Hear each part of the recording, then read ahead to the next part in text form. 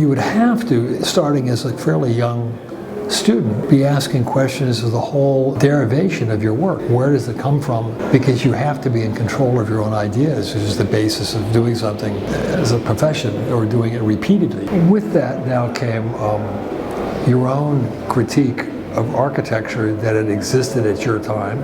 So you're part of a critique in this, at the end of the first phase of modernism, which started as a general critique globally, right, in the 60s and early 70s.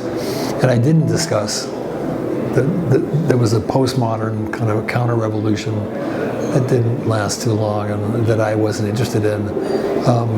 And then the computer showed up. Well, with the computer, it gave us a tremendous amount of power to do things formally, to shape things, and it affected what we call as drawing or model making, or the techniques we had, which were pretty simple, and that had been operational for 500 years. I'm 45 years old, and all of a sudden the computer comes through, and I'm not a digital person. In fact, I'm not even comfortable. I'm still a mechanical person and a physical person. But I recognized that it was a tool, that it was going to allow me, it was going to advance what I was interested in. And at that time, I was clearly interested in a complexity that came out of relationships and interactions that were the invention, and not the things, but the connection of things. And I saw it as just a useful tool.